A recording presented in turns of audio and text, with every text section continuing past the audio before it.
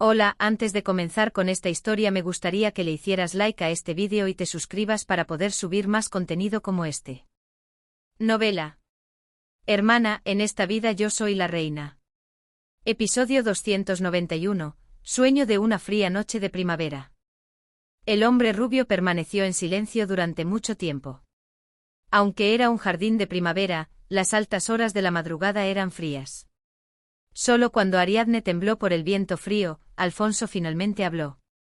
No me extrañaste, ¿verdad? No era una voz que se pudiera esperar de un hombre de su tamaño, con una voz aún más grave de lo que recordaba. ¿Qué dijiste? No era una acusación, ni ira, ni nada de lo que Ariadne había esperado. ¿Qué si no me extrañaste? Su pronunciación era confusa y su tono revelaba una ternura disfrazada de queja. Ariadne, perpleja, le preguntó. ¿Estás borracho? Sí. Ella soltó una risa hueca. No era el reencuentro que había imaginado. Se veían después de 4 años. Aparecer en su jardín en plena noche, borracho y desaliñado. La imagen que ella había imaginado era la del héroe de la Guerra Santa, llamándola para interrogarla solemnemente sobre su infidelidad. Puede que haya quienes la reprendan por una imaginación excesivamente defensiva, pero los años que pasó con César le habían dejado cicatrices. Ariadne solía apresurarse a defenderse en las relaciones entre hombres y mujeres, incluso por la más mínima sospecha. Aprendió allí que al menos en las relaciones entre hombres y mujeres, los méritos y los deméritos no se compensan. Se había acostumbrado demasiado a los años en los que si tan solo tomaba un té con un noble de la corte que era hombre, él la miraba con furia y le preguntaba qué relación tenía con él. Pero ahora, con la evidencia de la infidelidad, un compromiso y una ruptura oficiales proclamada a los 4 vientos, lo único que decía era, no me extrañaste. Sin embargo, esta no era en absoluto una forma de encuentro agradable para Ariadne. Era defensiva como un erizo, pero su orgullo era inmenso. Nunca había tenido la fantasía de que el príncipe la llevaría al palacio en una silla de flores tan pronto como regresara a la capital, pero los años pasados de Ariadne no eran tan serviles como para permitir que un príncipe, de quien se rumoreaba que estaba casado, se escondiera en secreto en la casa de una mujer soltera. Ahora, borracho, ¿has venido a buscarme? Alfonso levantó la cabeza ante la frialdad en la voz de Ariadne, que era más fuerte que la alegría. Eso es. Abrió la boca con una voz en la que la embriaguez y el afecto no habían desaparecido. Sin embargo, Alfonso no tuvo la oportunidad de terminar su excusa. Un destello. La ventana de una de las habitaciones del segundo piso se iluminó. Ariadne, que estaba de pie junto a la ventana oscura, giró instintivamente la cabeza hacia allí. Era la habitación de Hipólito. Clic. Se oyó el sonido de la cerradura de la ventana al abrirse. El rostro de Ariadne se puso blanco. «Ah, vete», gritó en voz baja. Incluso había cambiado el apelativo que usaba inconscientemente. Hipólito no debía descubrir que el príncipe estaba allí. Podrían ocurrir innumerables complicaciones. Sin embargo, ella se arrepintió de haber gritado. Desde donde estaba Alfonso hasta la salida del jardín trasero, había al menos 200 pies. Por muy rápido que se fuera, sería difícil que Hipólito no lo viera correr hacia la salida. El juicio de Alfonso fue el mismo. A pesar del grito de Ariadne, tan pronto como vio la luz encendida en la ventana del segundo piso, se lanzó bajo la sombra del alero. Era mejor así para esconderse de la persona que estaba dentro. Tengo que esconderlo de alguna manera y sacarlo a escondidas. Ariadne, al confirmar que Alfonso estaba pegado a la pared de la casa, tomó el manojo de llaves y corrió escaleras abajo hasta el primer piso. Jadeo, jadeo. Una dama no tiene por qué correr. Ella, cuyo objeto más pesado que levantaba era una pluma, se quedó sin aliento después de correr por un pasillo de apenas 30 pies y bajar por la escalera central. Pero apretó los dientes y corrió hacia la puerta lateral de la cocina del primer piso. Esta era la entrada más cercana al alero donde Alfonso se había lanzado. La cocina y los establos eran propiedad de Ariadne. Hipólito o los allegados del cardenal no tenían por qué entrar allí, y si Alfonso era visto por la gente de Ariadne, ellos podían guardar silencio. Ella pasó hábilmente por las pequeñas habitaciones que conducían a la puerta lateral. Era un espacio por el que podía caminar con los ojos cerrados. Al llegar a la habitación más pequeña donde estaba la puerta lateral, cerró el cerrojo de la puerta. Esto era para evitar que alguien entrara en esta habitación, por si acaso. Con toda precaución, abrió la pequeña puerta en la puerta lateral, hecha para que perros y gatos pudieran entrar y salir. Drrr. Y en efecto, se vieron unas botas de hombre hechas de cuero de buena calidad. No era el cuero que usaba la familia de Mare. Sin duda era Alfonso. Ella susurró en voz baja. Entra ahora mismo. Ariadne no esperó respuesta y abrió toda la puerta lateral. Clang. Y entonces el joven rubio con un cuerpo tan grande como una torre, se desplomó sobre ella. ¡Bum! ¡Plop! Al mismo tiempo que la puerta lateral se cerraba por el rebote, Ariadne cayó sobre un montón de paja apilado en la pequeña habitación, y Alfonso cayó sobre ella. Sus cuerpos se superpusieron por completo. Un dulce olor a alcohol mezclado con nueces se desprendió de los gruesos labios de Alfonso, pegados al oído de Ariadne. Alfonso.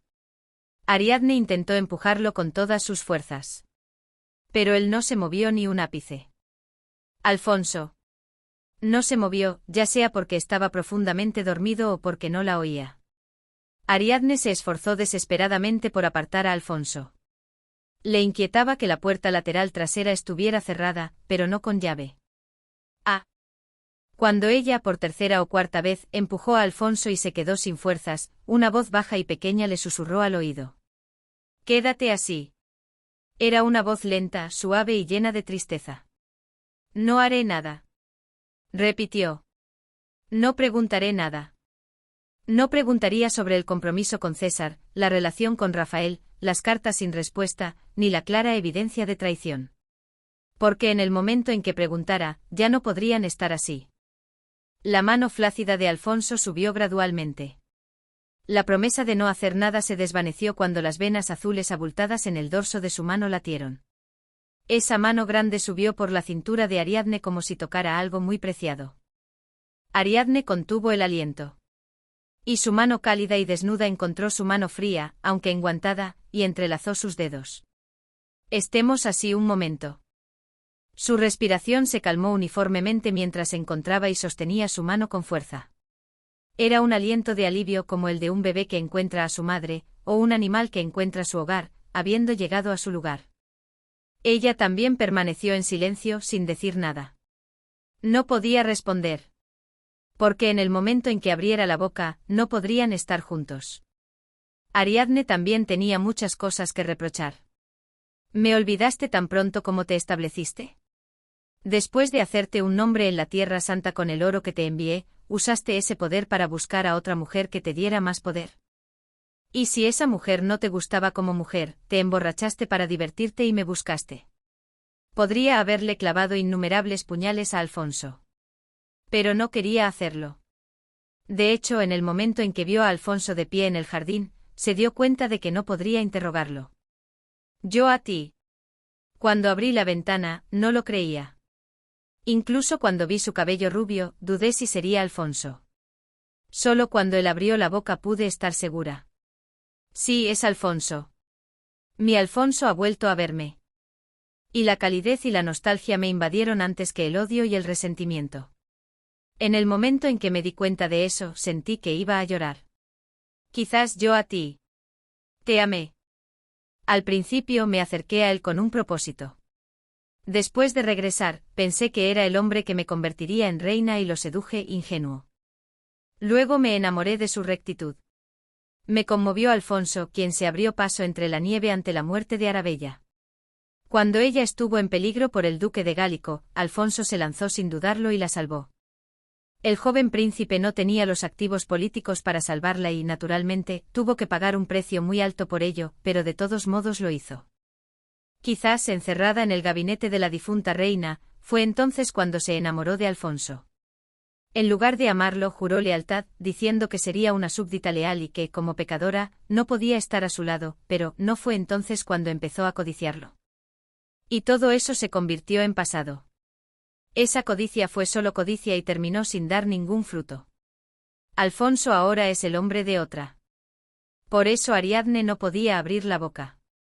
En el momento en que se compartiera entre ellos el hecho de que Ariadne conocía la existencia de la otra mujer de Alfonso, o mejor dicho, de su única mujer, él tendría que regresar. Porque solo hay una dirección en la que un hombre casado se encuentra en privado con una mujer soltera. Y Ariadne no es tan tonta como para meterse en una situación así. Pero entonces no podría volver a ver el rostro de Alfonso. Ja. Su respiración regular le hacía cosquillas en el oído. Era una respiración rítmica, como si estuviera profundamente dormido. Ojalá este momento fuera eterno. Ojalá el tiempo se detuviera y se quedara así, embalsamado para siempre. Porque es una relación sin futuro que avanzar, no puede ser más hermosa que este momento. Pero esos deseos absurdos nunca se cumplen. Clac, clac.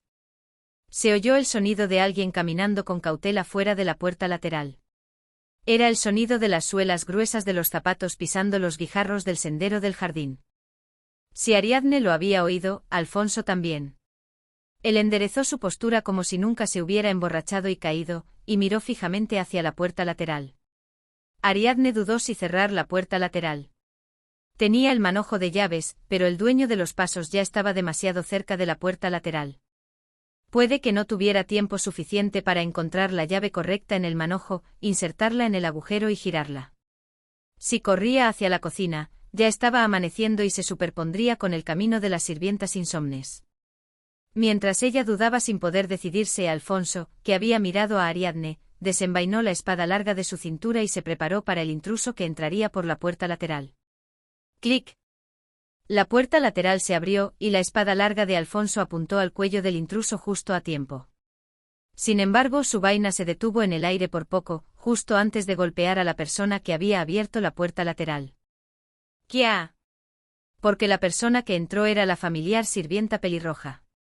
Ariadne rápidamente tiró de la muñeca de la sirvienta pelirroja, Sancha, y la escondió detrás de ella. Señorita, ¿qué es esto ahora? Sancha también se encontró con una persona inesperada y miró alternativamente a Alfonso y Ariadne con los ojos muy abiertos. SHHH. Ni yo sé qué está pasando ahora. Afortunadamente Sancha sabía distinguir bien entre lo que debía saber y lo que no. En lugar de preguntar sobre la situación, Sancha informó rápidamente. Señorita, oí algo afuera y como usted no estaba en su habitación, salí a ver. Ella miró de reojo hacia afuera de la puerta lateral. El joven Hipólito quería salir porque decía que había oído algo en el jardín. Como no creo que sirva de nada, le dije que el ruido venía del jardín delantero y lo guié hacia allí. Sancha miró al príncipe en lugar de a su ama y dijo con firmeza. Es un caballero que no conozco. Era una tontería. Sancha no podía no conocer el rostro del príncipe Alfonso. La implicación de sus palabras era obvia. Haré como que no lo conozco, así que... Creo que debería irse ahora. No vuelvas. Sancha añadió detalles prácticos. Pronto será la hora de que las sirvientas de la cocina y los jardineros anden por ahí, así que si no se va ahora, la verán.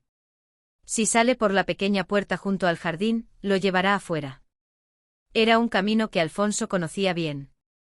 Inconscientemente se palpó el bolsillo. No estaba allí. Volvió a palparse el bolsillo. Efectivamente. Allí estaba una vieja llave de cobre. Era la llave que no había entregado ni siquiera cuando había ofrecido objetos de valor y oro para cambiarlos por provisiones militares en la Tierra Santa. Devolverla ahora era razonable en todos los sentidos, pero no quería hacerlo. Vamos, príncipe. La sirvienta pelirroja, que había perdido la paciencia, lo instó. Alfonso asintió con la cabeza. Antes de irse, miró a Ariadne. Ella también miró a Alfonso.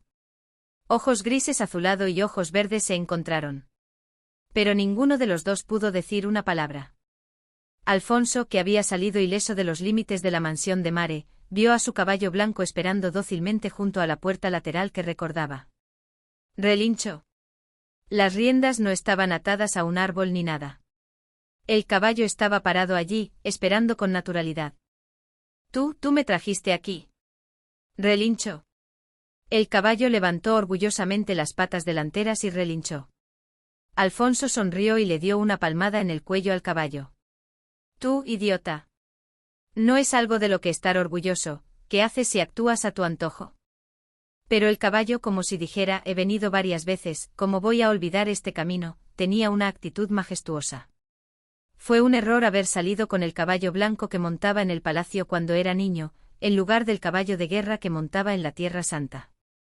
Mientras iba y venía con el caballo de regreso a Palacio Carlo, ya era casi la hora del desayuno en el palacio. Príncipe. El señor Dino, quien había asumido la gestión del horario de Alfonso en lugar de Elko, lo encontró apresuradamente. Pero, ¿dónde diablos estaba? La mansión del marqués Guattieri. Después de eso, ¿sabe cuánto lo buscamos después de que desapareciera solo? Digamos que me perdí en el jardín de un noble. El señor Dino negó con la cabeza. Las regañinas las dejaré para después. Su Majestad el Rey lo busca. ¿De repente? Parece que ha llegado la revisión del acuerdo matrimonial con la gran duquesa Lariesa.